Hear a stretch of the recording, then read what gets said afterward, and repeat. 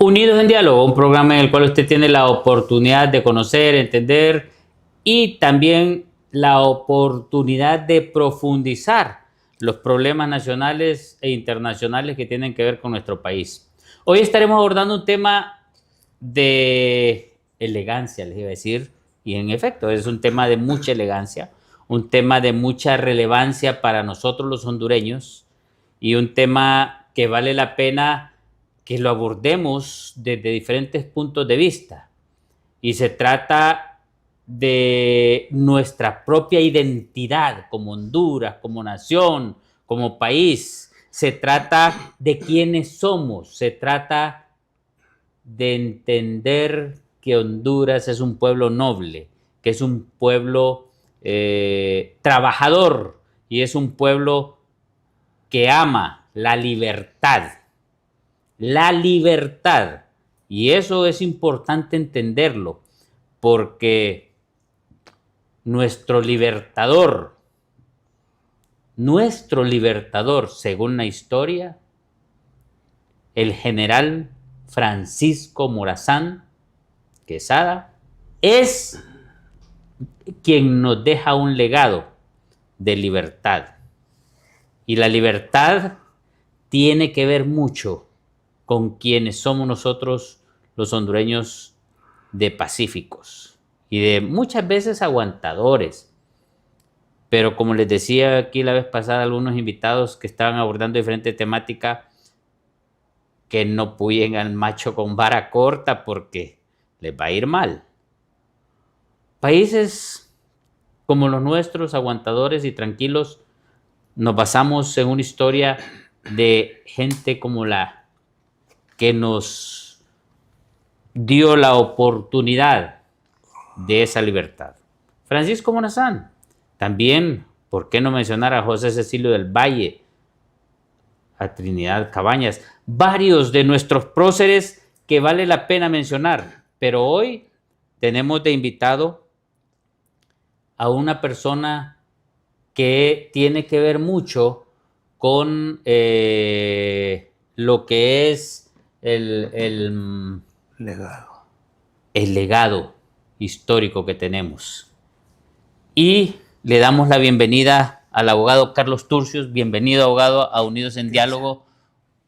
Usted nos alegra con su presencia, sabiendo que usted es el director de la Casa Morazán, donde pues usted nos va a explicar qué es en sí, no solo la Casa Morazán, sino que quién era Francisco Morazán en realidad y qué es lo que Francisco Morazán nos dejó a los hondureños como legado.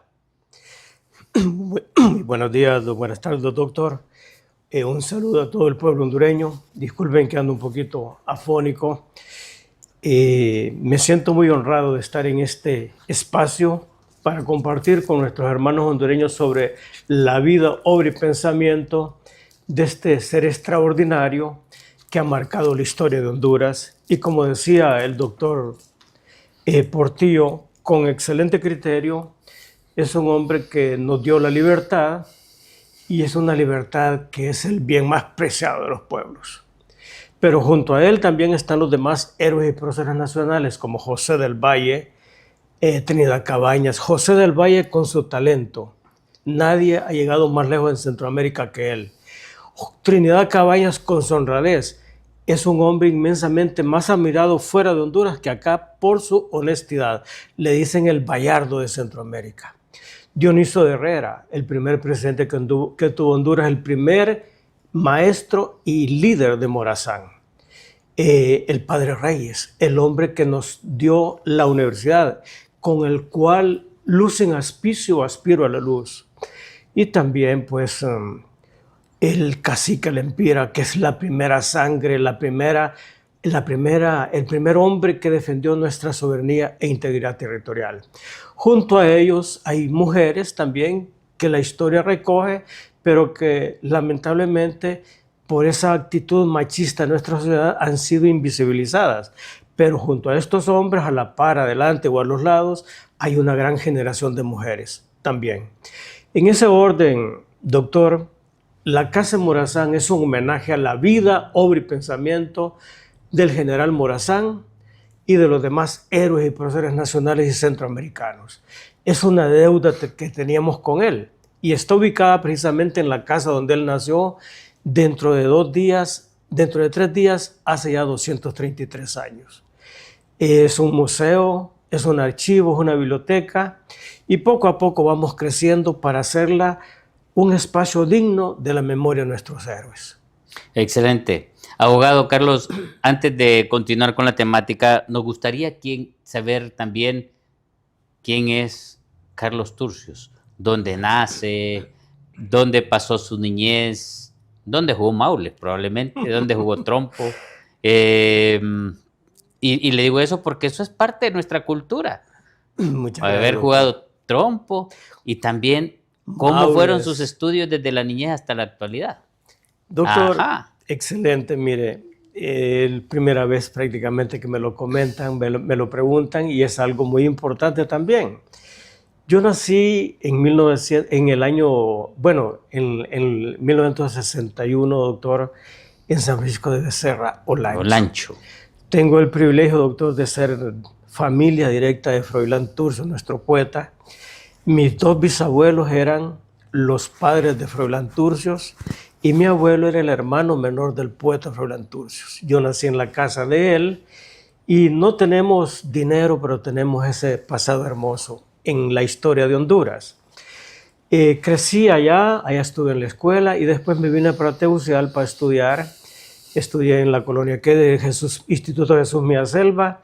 Luego pasé a la universidad donde me gradué de abogado y he ejercido el derecho, pero me gusta más la historia que el derecho también y me gusta mucho la lectura y la investigación.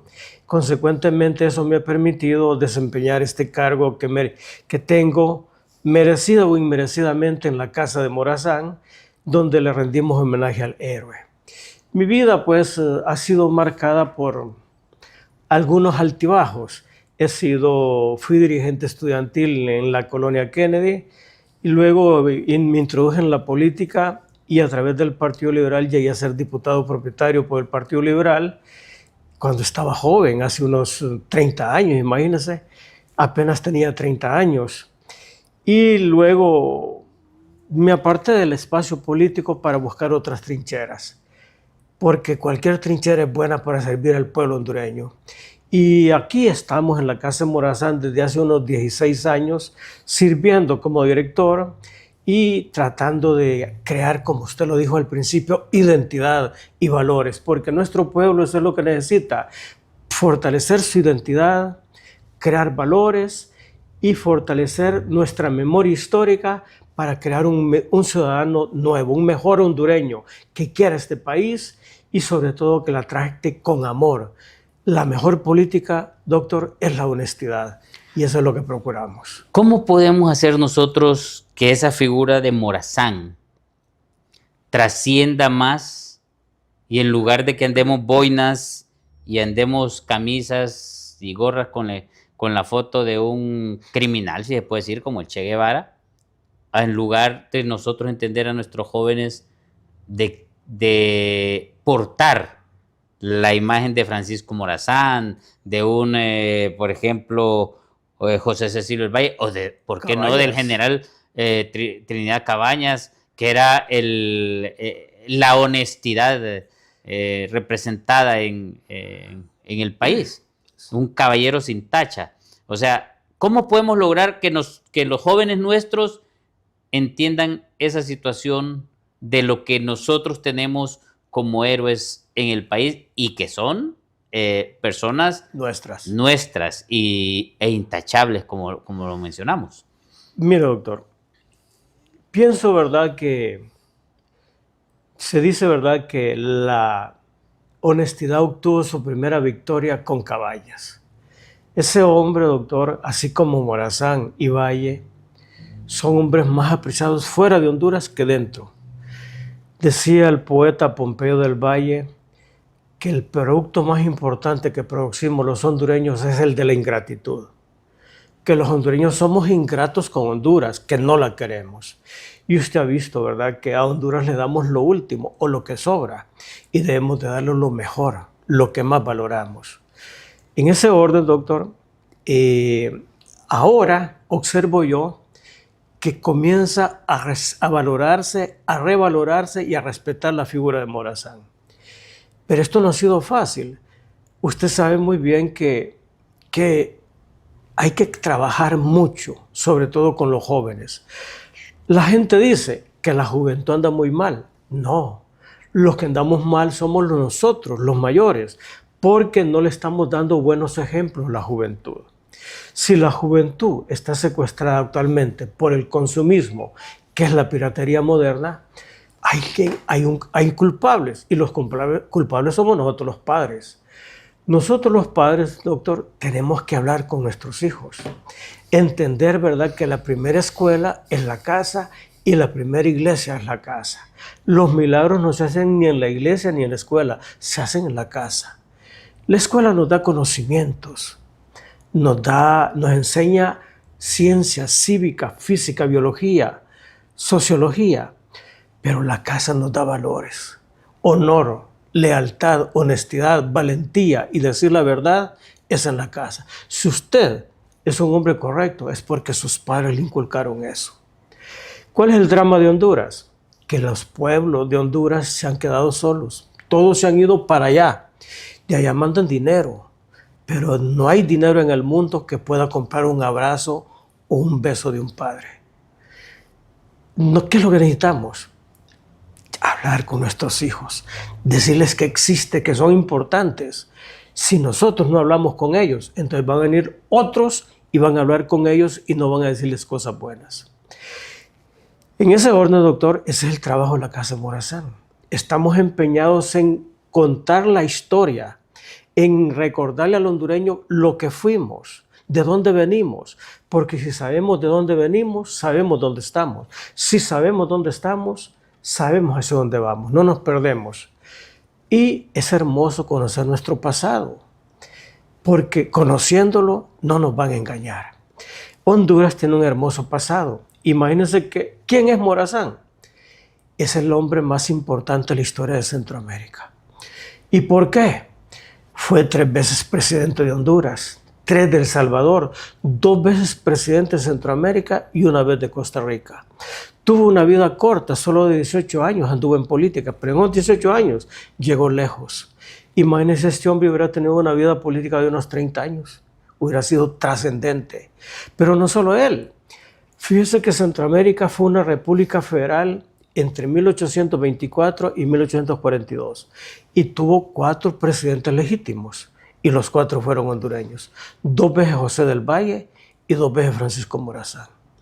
Entonces, Honduras le ha dado lo mejor a Centroamérica. ¿Cuál es el propósito nuestro? Devolverle a Honduras el sitial de honor que merece en Centroamérica. Ser por lo menos los primeros de Centroamérica. Lo demás viene después, ¿verdad? ¿Quién era Francisco Morazán realmente? ¿Quién realmente nos puede decir usted quién era realmente Francisco Morazán? Porque hay algunos historiadores y hay algunos políticos que lo hacen como propio y confunden a la ciudadanía sobre la realidad de Francisco Morazán.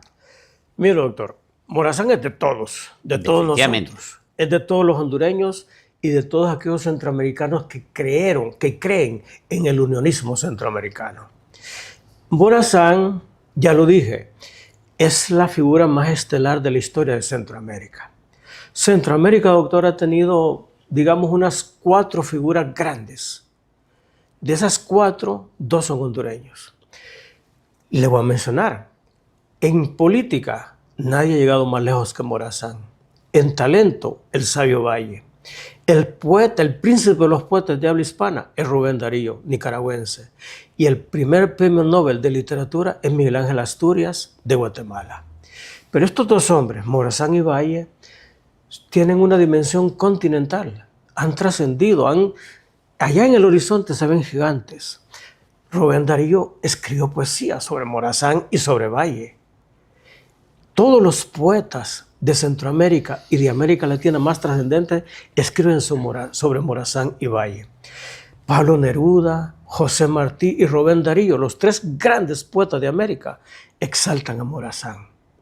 Alta es la noche y Morazán vigila. Y Martí tuvo el placer de venir a Centroamérica a negociar la llegada de los mambises con Adolfo Zúñiga, José Soto y Rosa. Y tuvo el placer de estar en Honduras. La gente desconoce eso. Anduvo con su esposa que iba a dar a luz a Ismaelillo y partió de Trujillo hacia La Habana de nuevo con Carmen Saya, su esposa. Le escribió a Morazán. Y Darío tuvo el placer de conocer mucho de Morazán cuando se casó con Rafaela Cañas, la hija del gran Álvaro Contreras, el príncipe de los periodistas de Honduras. Y Álvaro Contreras exaltó a Morazán, y así como él exaltó a Morazán, En Rubén Cedros Darío, nació en Cedros nació en 1839 Rubén Darío, Álvaro Contreras. Contreras, y murió en 1883 en El Salvador, demasiado joven, imagínense, apenas con unos 44 años. Pues entonces, doctor, Morazán es nuestro referente, es la estrella, es la espada que alumbra los caminos de Centroamérica. No por lo que dije, porque fue 3 veces presidente de Honduras, 3 de El Salvador, 2 de Centroamérica y 1 de Costa Rica, sino porque su sueño fue mantener estos pequeños países unidos para hacerlos más fuertes, más ricos y más respetados. Por eso murió él, porque sus enemigos lo fusilaron o lo mandaron a fusilar para que él no unificara estos pueblos. No se pudo, pero vale la pena seguir intentando. Hay algunos que se han atrevido a difamar a Morazán, achacándole algunas cosas malas. Hay otros que se han atrevido a decir que incluso Morazán no era libertador, sino más bien opresor no, pero hay otros que dicen que era dictador. Que era dictador o que era de izquierda, que en aquel momento ni izquierda existía. Ellos no han leído. Mira, hay mucha gente que critica a Morazán. Por ejemplo, allá en la casa de Morazán tenemos algunas obras de arte. En una aparece Morazán con una serie de libros que lo rodean, en donde están los libros más importantes de la historia, como El espíritu de las leyes de Montesquieu, El contrato social de Rousseau, La democracia en América de Alexis de Tocqueville, La Ilíada, La Eneida, La Odisea, La Divina Comedia, El Leviatán, todo eso. Y me dice alguien, ¿y es que Morazán leyó eso? Pues claro que lo leyó, yo no lo creo. Entonces le pregunto yo, ¿usted ha leído a Morazán? No. Entonces, ¿cómo se atreve? Para conocer a Morazán hay que leerlo. Y cuando uno lo lee, va convenciéndose en cada página, cada documento, la dimensión de este hombre. Él escribió mucho. Aparte de sus memorias, escribió su manifiesto de la vida, sus discursos, todos los hacía él. Sus proclamas, sus cartas personales, sus cartas oficiales. Hay un documento que le manda al Padre Reyes que se llama La réplica al Padre Reyes, que es un tesoro, es un recorrido histórico desde la Edad Media hasta nuestros tiempos. Y ahí vemos la dimensión de Morazán. Yo lo comparo y le digo, cuando él leyó las vidas paralelas de Plutarco, y es que las leyó, dejó alguien dudando. Claro, le digo, él lo menciona en muchos de sus discursos. Entonces, para conocer a Morazán hay que estudiarlo, hay que leerlo, y después de leerlo hay que hacer los comentarios. Por ejemplo, lo tildan de que era dictador. Y él no fue dictador. Imagínense que en 1830, él comienza su lucha con la Batalla de la Trinidad. Libera a Honduras con la Batalla de la Trinidad, pero resulta que Centroamérica estaba en manos de los enemigos de la Unión, encabezados por la familia Isinena de Guatemala y Manuel José Arce. Entonces viene él y para liberar a Centroamérica necesitaba 3 pasos. Liberar a Honduras, El Salvador y Guatemala. Libera a Honduras con la Batalla de Trinidad, a El Salvador con la de Hualcho. Y en abril entra triunfante a Guatemala derrotando a los guatemaltecos. Entonces los guatemaltecos no les queda otro camino que ofrecerle la dictadura. Él la rechazó. En 3 ocasiones y en épocas diferentes le ofrecieron 3 veces la dictadura y él la rechazó. Entonces, ¿cómo es el dictador? Siempre, imagínense que en 1830 es presidente de Centroamérica, le gana a Valle. Valle acepta que ha perdido con Morazán y se le pone a la orden. Luego hay elecciones en 1834 para presidente de Centroamérica. Participan Valle y Morazán. Le ganó Valle a Morazán. Morazán tenía 6 ejércitos, los de los 5 estados más el ejército federal.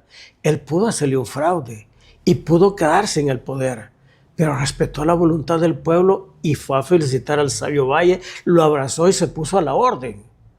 Lamentablemente el sabio Valle murió un mes después, antes de la toma de posesión. Hay elecciones en Centroamérica de nuevo y vuelve a ganar Morazán. ¿Y qué pasó? Después la República Federal se convulsiona, vienen las guerras fratricidas, hay una persona siniestra en Centroamérica que es el cónsul de Inglaterra, Federico Chaffee.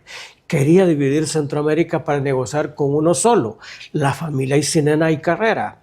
Y entonces divide a Centroamérica. Cuenta con aliados en Honduras, Francisco Ferrera, Coronel Chávez, Santo Guardiola, Mónico Bueso.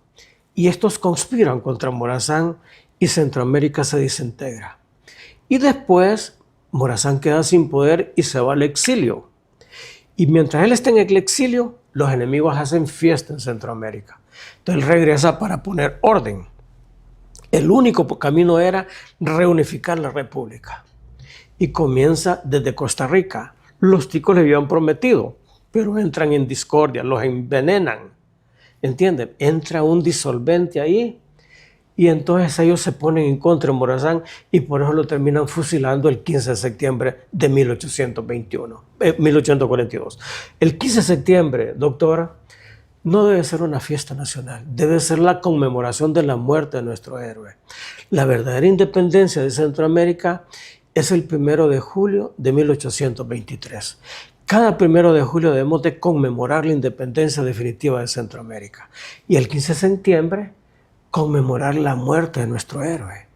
Pero usted ha visto que el 15 de septiembre pasa ignorado Morazán. Las hipotas, las palillones y todos los desfiles son hermosos, pero Morazán es el referente a seguir en todos los caminos de Centroamérica. Con esto nos hace pensar y definitivamente retomar esa situación, porque incluso ¿cómo podemos hacer nosotros ya con tantos años de costumbre de celebrar el 15 de septiembre como el Día de la Independencia? Es más, en el escudo nacional dice República de Honduras, libre, soberana e independiente. ¿Puedo explicar eso? Claro que sí. Mire, doctor. Decía el doctor Ramón Rosa que los problemas de Centroamérica, que los centroamericanos tenemos un gran problema, que lo que tenemos poco nos cuesta y como poco nos cuesta, poco lo apreciamos. La independencia de Centroamérica se dio un 15 de septiembre de 1821 sin gastar un tiro. Fue un arreglo de amigables componedores entre los criollos y los que estaban detentando el poder. Gabino Gainza, que era el capitán general impuesto por España en Guatemala, en el reino de Guatemala. Pero imagínense que el sabio Valle aconsejaba que razonáramos con las demás provincias y dijeron que estaba en contra de la independencia y él termina redactando el acta de independencia. ¿Cómo iba a estar en contra? Pero no la firma. No la firma porque él era auditor de guerra, solo la firmaban los representantes de las provincias. Por ejemplo, él era auditor de guerra, pero era el punto más alto de talento. Él la hizo, la dictó. Sí. Él no estaba escribiéndola, él la dictó a su secretario Romaña y Diegues, ¿verdad? Y entonces, pero él la tenía en la mente, claro, él fue el que redactó. Y después la revisa, está correcto, fírmela, dijo. Pero óigase bien, doctor, al mes de la independencia, el 17 de octubre, comienzan las reuniones secretas entre la familia Aycinena y los emisarios de Agustín Iturbide de México, enamorando a Iturbide a estos centroamericanos para que se unieran a México y les metió miedo. Usted sabe que el miedo es un arma inmensamente poderosa. Les dijo, si no nos unimos, España nos va a invadir y nos va a volver a derrotar. Los centroamericanos tuvieron miedo y se unen a México. Bueno, esa primera reunión fue en octubre. Hubo otra en noviembre, el 28. Hubo otra el 28 de diciembre. Y finalmente, después de esas 3 misas negras, se da la anexión de Centroamérica a México a los 4 meses, el 5 de enero de 1822. Entonces, ¿qué significa? Nos estorbaba ser independientes y nos vamos con México. Y estuvimos con México sometidos 18 meses, hasta que al fin los centroamericanos, encabezados por Valle y Matías Delgado, razonan y convocan una Asamblea Nacional Constituyente en junio de 1823. Y ahí acuerdan 2 cosas: proclamar definitivamente la independencia absoluta de Centroamérica, de México y de España. Y lo otro es redactar una constitución federal de Centroamérica para regir la futura República Federal. Entonces la Asamblea Nacional Constituyente hizo ese trabajo y comenzamos nosotros a convertirnos en una República Federal en 1824. El primer presidente electo es José del Valle, orgullosamente hondureño. Ganó las elecciones. Tenía 41 votos electorales en el colegio electoral contra 34 de Arce. Pero los liberales y los conservadores de la época no confiaron en Valle. Dijeron que no iba a ser controlable, porque Valle era un tipo que no era torpe, era un talento. Y entonces se reúnen en privado con Arce, y con Arce hicieron pactos, unos pactos que todavía no se conocen. Y entonces le quitan la presidencia a Valle, le dan un golpe de Estado a Valle, le roban la presidencia a Valle e imponen a la fuerza a Manuel José Arce. Dice Morazán que esa es la causa de todos los males futuros de todo Centroamérica. Imagínense si Valle hubiera sido el primer presidente de Centroamérica. ¿Cómo hubiera ido Centroamérica? Otra situación tendríamos, no con lo de Arce. Exactamente. Arce lo que hace es crear la guerra. Invade Guatemala, le hace la guerra a Guatemala, luego a El Salvador y luego a Honduras. Y se lleva preso a Donizo Herrera. Ahí es donde aparece Morazán ya como figura, queriendo poner en cintura a Arce y recuperar a Centroamérica, que lo logra en 1829. Mire desde cuándo vienen, me da risa y me da coraje lo que sucede, y que usted lo acaba de mencionar. Desde esa época se busca al más torpe para que nos gobierne. Al que pueda hacer bien los mandados. Al que pueda hacer bien los mandados, sí, al más torpe. Sí, al más torpe, porque no, igual, y en la misma historia estamos en este momento, desde hace algunos años, escogiendo al menos peor, al menos bruto, aparentemente, pero de los brutos el más bruto. Y la cuestión es que siempre nos toca bailar con la fea, como dicen. Nos vamos a ir a una pausa. Cuando retornemos vamos a profundizar esa situación de lo que sucedió con Arce, que provocó esa situación difícil en Centroamérica hasta llegar a pues la muerte de Morazán. Y después vamos a hablar un poquito sobre la Constitución de la República de Honduras, que yo la tengo y la amo con todo el corazón, porque sé que esta es parte de mi patria y debemos de respetarla como se debe. Vamos a la pausa en Unidos en Diálogo, ya retornamos. Unidos en Diálogo, un programa en el cual usted tiene la oportunidad de conocer, de enterarse de la problemática nacional e internacional que tiene que ver con nuestro país. Hoy estamos abordando un tema de interés patrio, un tema en relación a lo que somos los hondureños, nuestras tradiciones, nuestro legado morazánico, la realidad, sin quitarle y ponerle a lo que realmente era el general Francisco Morazán Quesada. ¿Qué significa para Honduras? ¿Qué es Francisco Morazán realmente para Honduras? Eso es lo que debemos entender en 3, 4 palabras. ¿Qué es Francisco Morazán para Honduras? Y como referente para que nosotros hondureños realmente tengamos la oportunidad de un despegue social y económico.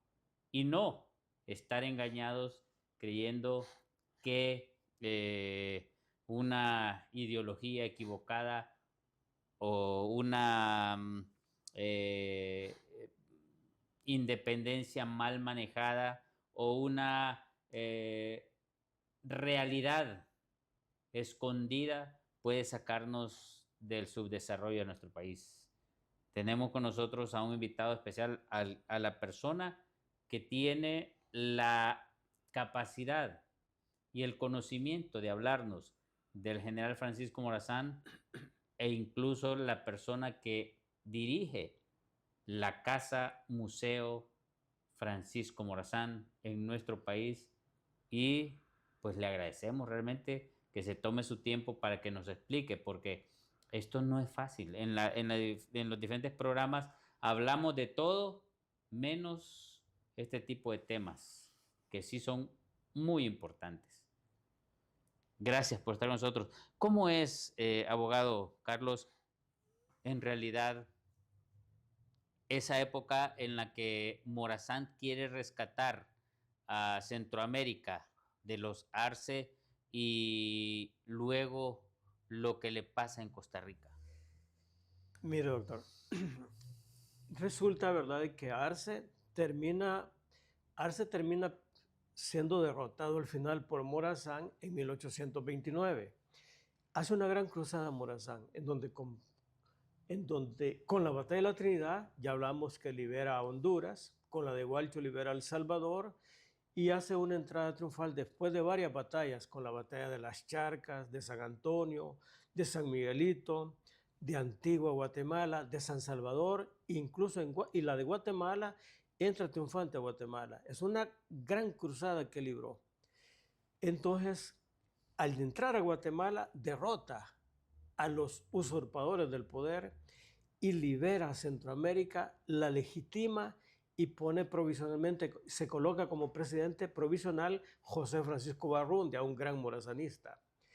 Y luego, después de esa convulsión, se crea una Asamblea Nacional Constituyente y se convocan a elecciones de Centroamérica, en donde participan Morazán y Valle, que los dos hondureños. Es cuando Morazán derrota a Valle. Valle acepta su derrota. Y Morazán entra a la presidencia en septiembre de 1830, hace un formidable gobierno, separa a la iglesia del Estado. Eso fue un grito terrible, doctor, porque la gente pensó que él era un enemigo de la iglesia, y Morazán, vamos a aclarar, nace como un cristiano, es bautizado como un cristiano católico, crece como un cristiano. Su hermano Benito era sacerdote de Texigua. Su maestro principal también, aparte de rey, era el padre Francisco Antonio Márquez, el cura de Texigua. Ellos eran los que le consideraban los soldados en Texigua. Y luego muchos sacerdotes de Centroamérica eran amigos de Morazán. Bueno, antes de ser fusilado, se confesó como un buen cristiano también. Entonces, no es cierto que era enemigo de la iglesia. Es que eso lo han querido establecer los detractores de Francisco Morazán, porque realmente, querramos o no querramos, en la historia de la Iglesia Católica han habido cosas buenas y han habido cosas malas. Y de una u otra forma siempre hay, en toda sociedad, el corte es así, transversal, y hay buenos y hay malos, y hay Así personas es. que actúan en el lado correcto y hay personas que actúan en el lado incorrecto. En Entonces, aquellos en la iglesia tiempos y ahora. en la iglesia de ese tiempo hubo un grupo de sacerdotes que actuaron mal en relación a lo que se aspiraba como región centroamericana. En aquel tiempo, doctor, la iglesia estaba ligada al Estado y habían algunos, como usted lo dice, que abusaban. Habían 7,000 sacerdotes en Centroamérica. Y es más, el Papa Juan Pablo II pidió perdón a la humanidad por esos atropellos que hizo en su momento algún sacerdote católico. Lo mismo lo hizo, creo yo, el Papa Francisco, pidió perdón. Los verdaderos cristianos. Y eso es así, o sea, eso es como las cruzadas que se daban en Europa también, donde la Iglesia Católica hizo cosas inadecuadas, pero hacia eso ya se pidió perdón. Correcto. Y cosas como esas que sucedieron en Centroamérica, que algunos detractores de Francisco Morazán y a la vez detractores de la Iglesia Católica hacen ver la Iglesia Católica como una villana y que detestaban a Morazán y que Morazán detestaba a la Iglesia Católica. Pero ese es un lenguaje de personas detractoras y, como dice usted, personas que no leen, la historia y la interpretan a su manera y la confunden y la transgiversan para confundir algún sector de la sociedad. De eso nos debemos liberar. Excelente criterio, doctor. Fíjese que en 1832, bueno, oiga bien rápido, el padre Reyes estudió en Nicaragua y en Guatemala con los Recoletos. Él se va en 1815 para allá. Luego regresa en 1828, ya investido como un sacerdote. Y viene proclamando a Morazán. Morazán ya era famoso. Exalta a Morazán, a Cabañas y a Valle. Entonces, pero en 1830, Morazán separa la iglesia del Estado por algunos excesos de algunos sacerdotes. Los sacerdotes, en su mayoría, eran hombres honorables, eran personas honorables, pero había uno que otro que ensuciaba el cuerpo de la iglesia. Entonces, de 7,000 se expulsaron a 92 y los expulsó el Congreso Federal, pero le achacaron eso a Morazán. Entonces comenzó una enemistad entre la iglesia y los unionistas centroamericanos, y entonces acá en Honduras el padre Reyes también se molestó y criticó a Morazán. Entonces viene Morazán y le contesta con una réplica al padre Reyes, un documento formidable que yo se lo voy a compartir a ustedes, y ahí lo tenemos en la casa de Morazán para todo el mundo. En ese documento Morazán le explica al padre Reyes. El padre Reyes, como un buen hombre, entendió, y fíjese que la historia no destaca que él y Morazán se reconciliaron. Pasa el tiempo y Morazán muere. Y cuentan que las campanas de la iglesia fueron repicadas y le echan ese muerto al padre Reyes, y no es cierto. El que repicó las campanas de la iglesia fue Francisco Ferrera, el enemigo de Morazán, que había conspirado para contribuir con la muerte de Morazán. El padre Reyes estaba grave, muy enfermo ya. Él padecía de algunas enfermedades como el famoso reuma. Era un hombre que trasnochaba, ¿verdad? Pero leyendo, preparándose en la lectura, y eso le generaba problemas. Lo dice Ramón Rosa en su biografía también, y Yanario Girón. Entonces, no es cierto que el padre Reyes llevó su enemistad toda la vida con Morazán. Después, cuando Cabañas llega a ser presidente de Honduras, el padre Reyes era su principal asesor y era morazanista ya el padre Reyes. Se lo digo porque Cabañas y él convocaron un congreso centroamericano de morazanistas y el principal orador por Honduras fue el padre Reyes. La reunión fue donde es actual el Museo Hondureño del Hombre, Museo del Hombre Hondureño, que se quemó lamentablemente, ¿verdad? Era la casa de Ramón Rosa. Y bueno, entonces doctor, mire, Morazán,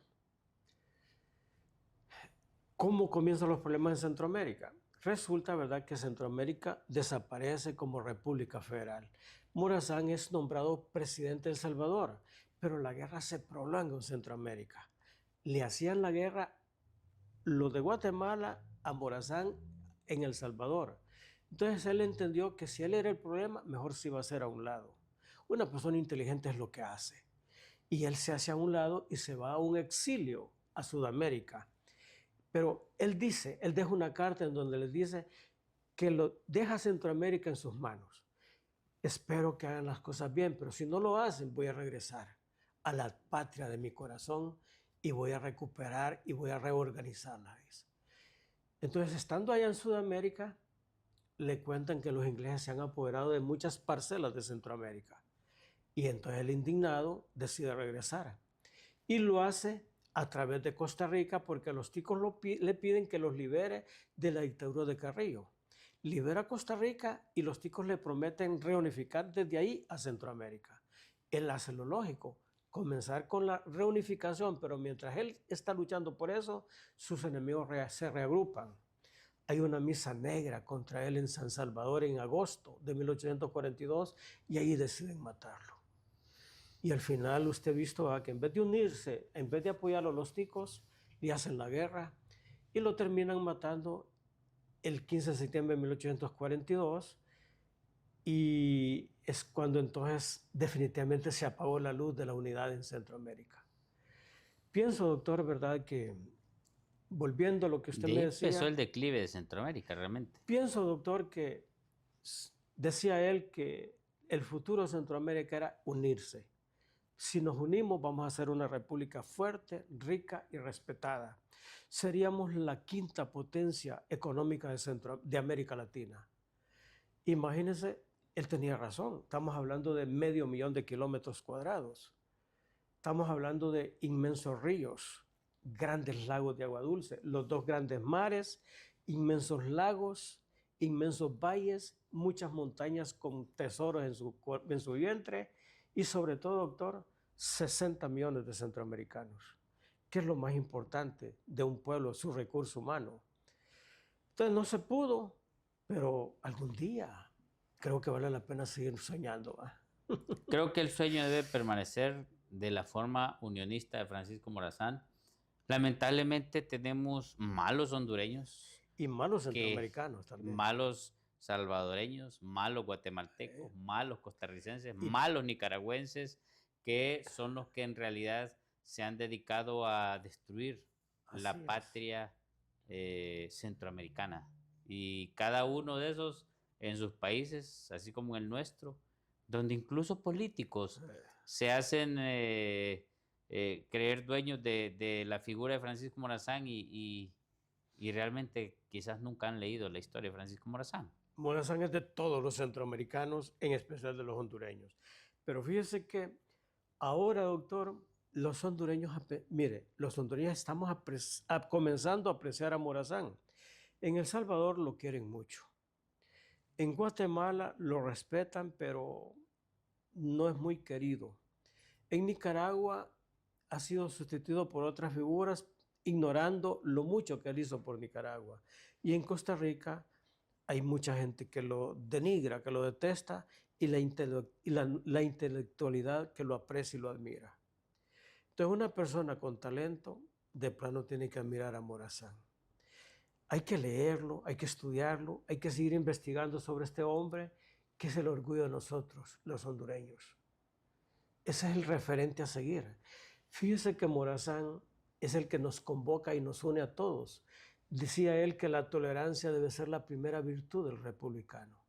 Los hondureños necesitamos ser un poco más tolerantes. ¿Cómo decía? Sí. Repite esa frase. La tolerancia debe ser la primera virtud del republicano. ¿Qué significa republicano usted como abogado? Él decía, el republicano le llamaba al funcionario público, al que detectaba posiciones importantes en el gobierno de Centroamérica. Por ejemplo, podía ser un exfuncionario importante, un dirigente de un país, un dirigente departamental, una figura con capacidad de liderazgo. Que se considera que no debe ser una persona totalitaria. No debe ser ni sectaria, sino que su discurso debe ser unificador.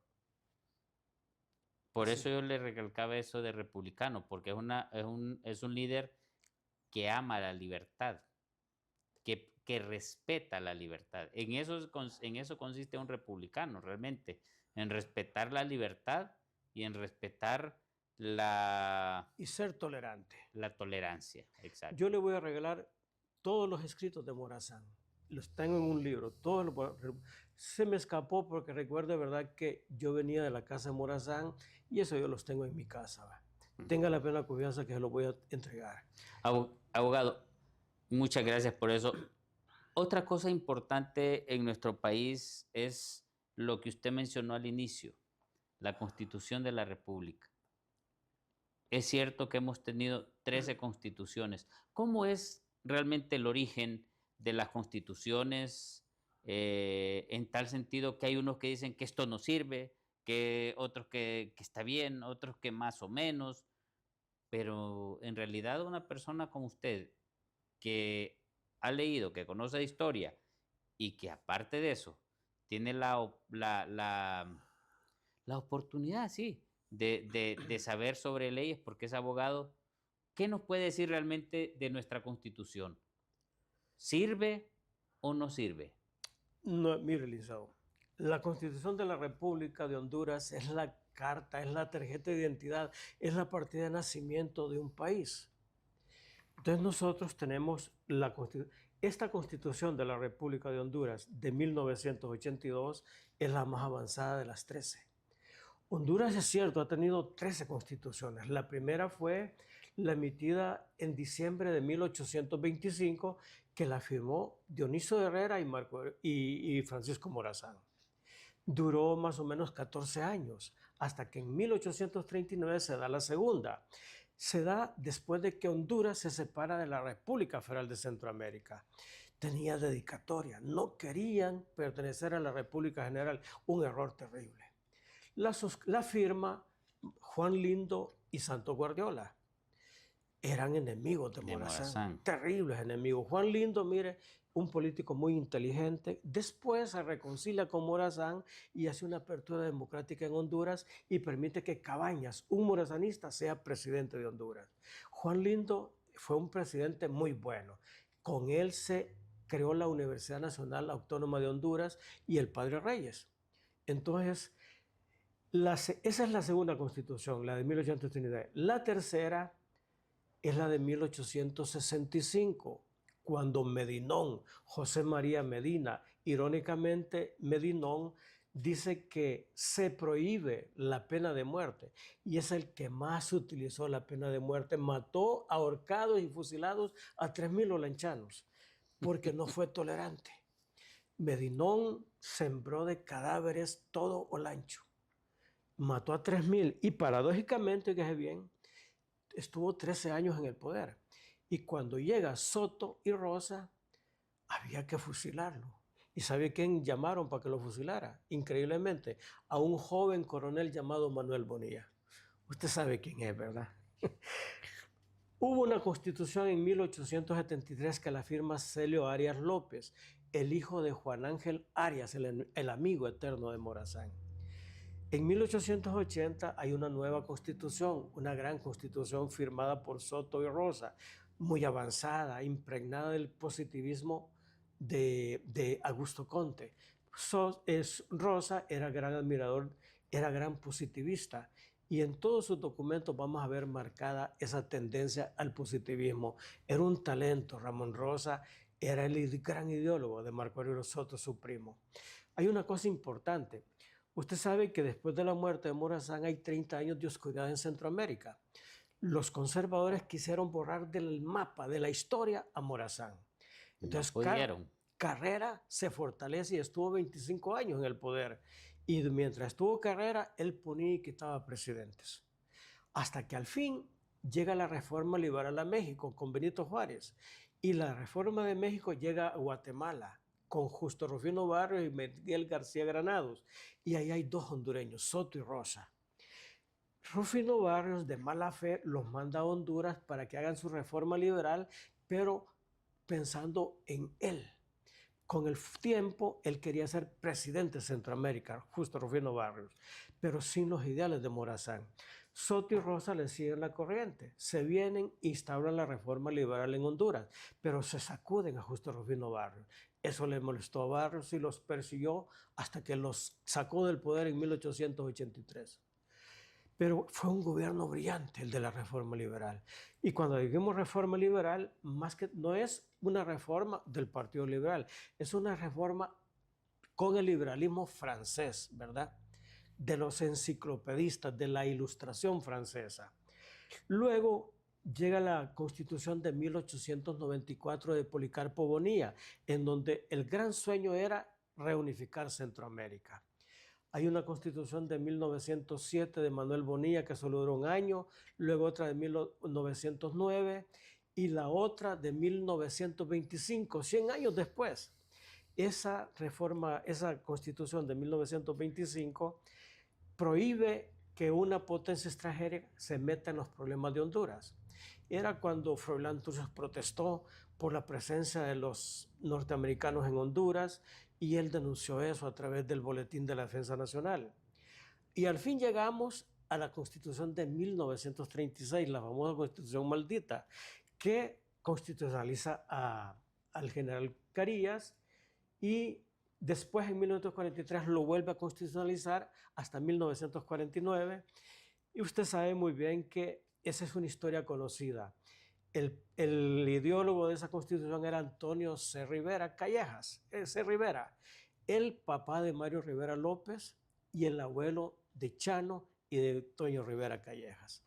Que dicho sea de paso, Chano anda en la locura de querer unir a Honduras a un país potente y dice que los hondureños debemos de irnos aprendiendo el himno nacional a partir el himno de Estados Unidos a partir de diciembre. Qué locura esa. Yo le aseguro que en un país en donde hay instituciones serias, el país es serio, donde hay instituciones cuyos dirigentes ¿Qué son le hubieran serios, hecho los abuelos y bisabuelos? ya lo hubieran metido preso. Le aseguro, pero sin cantar un gallo.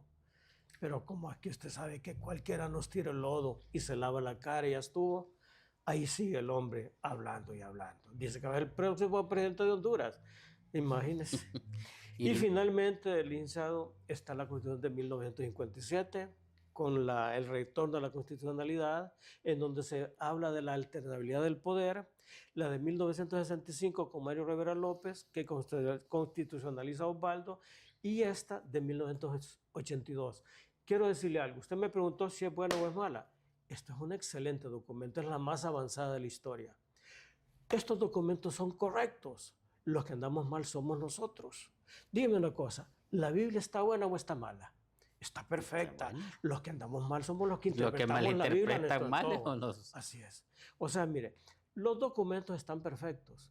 Los que nos complicamos somos los hombres. La Biblia es un hermoso libro. Los que la complican son aquellos que la quieren interpretar a su antojo.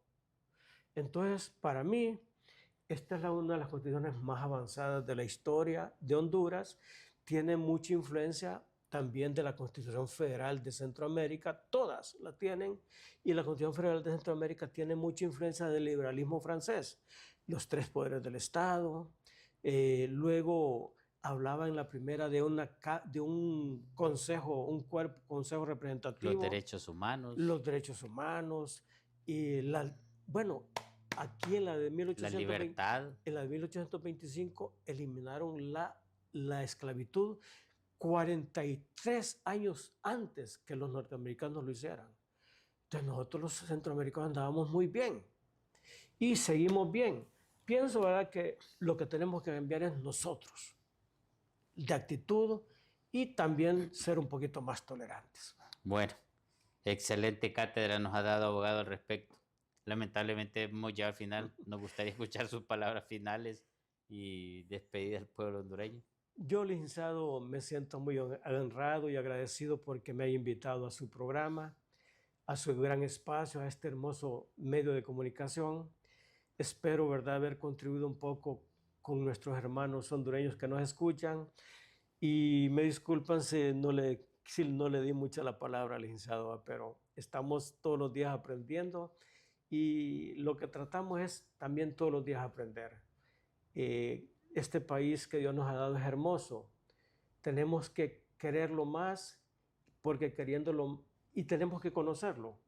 ¿Y cómo lo vamos a conocer? Conociendo la historia, leyendo mucho de su historia.